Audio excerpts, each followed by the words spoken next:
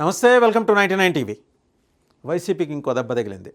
మనకు తెలుసు కదా, driver Subrahmanyam MLC Anantababu driver Subrahmanyam కేసులో ప్రస్తుతం ఎమ్మెల్సీ ఆయన బెయిల్ మీద ఉన్నారు. ఇప్పుడు ఆ కేసుని తోడబోతోంది కూటమి ప్రభుత్వం. ఆల్రెడీ ఆయన జైలుకి వెళ్ళి వచ్చాడు, సస్పెండ్ అయ్యాడు, మళ్ళీ పార్టీతోటి అసోసియేట్ అయి తిరుగుతున్నాడు. సో ఇప్పుడు వైసీపీని రాజకీయంగా దెబ్బతీయడానికి ఈ కేసుని మరోసారి తిరగదొట్టడానికి కూటమి ప్రభుత్వం నిర్ణయం తీసుకుంది. ఈ మేరకు ఏంటంటే, ఆయన ఆల్రెడీ ఈ హత్య తానే చేసినట్టు అంగీకరించారు. ఇప్పటికే పోలీసులు విచారణలో అంగీకరించాడు. దీంతో ఈ కేసుని ముగించేందుకు పోలీసులు సిద్ధమయ్యారు. అయితే కూటమి ప్రభుత్వం అధికారంలోకి వచ్చాక ప్రత్యేక దర్యాప్తు బృందాన్ని నియమించి ఈ కేసులో సమగ్ర విచారణ జరపాలని నిర్ణయించింది. దానికోసం కోర్టు అనుమతి కోరితే ప్రత్యేక దర్యాప్తు బృందం విజ్ఞప్తి మీద విచారణ జరిపిన రాజమండ్రిలోని SC ST atrocity court MLC Anantababu driver Subrahmanya హత్య కేసులో తర్వాతి విచారణకు అనుమతి ఇచ్చిందనమాట. 90 రోజులు ఛార్జ్షీట్ వేయాలని చెప్పింది. దీంతో మరోసారి ఈ కేసులో పూర్తి స్థాయిలో విచారణ జరిపేందుకు పోలీసులు సిద్ధమవుతున్నారు. అనంతబాబు ఇప్పటికైతే బెయిల్ మీదే ఉన్నారు. కోర్టు తాజా ఆదేశాలతోటి మరోసారి ఆయన అరెస్ట్ చేసి విచారణ జరిపేందుకు పోలీసులు రంగం సిద్ధం చేసుకున్నారు.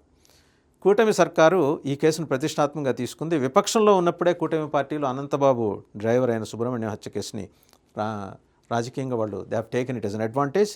తద్వారా ఎస్సీ వర్గాల ఓట్లను అయితే ఆకర్షించాయి. ఇప్పుడు అధికారంలో ఉండటంతో ఈ కేసులో న్యాయ సలహాల కోసం ప్రత్యేకంగా నియమించారు, ఒక సీనియర్ న్యాయవాదిని నియమించుకున్నారు. తద్వారా అనంతబాబుకు శిక్ష పడేలా చూసేందుకు కూటమి సర్కార్ ప్రయత్నిస్తుంది.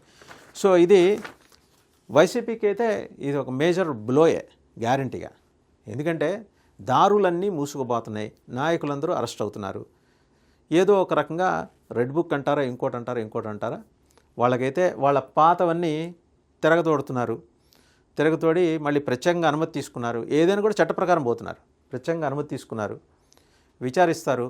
ఒకవేళ మళ్ళీ ఇంకా ఎక్సెస్ ఎవిడెన్స్ ఏమన్నా గనక పోలీస్ ప్రొడ్యూస్ చేయగలిగి కోర్టు దానికి కన్విన్స్ అయితే మరోసారి అనంతబాబుకి శిక్ష పడే అవకాశం ఉంది.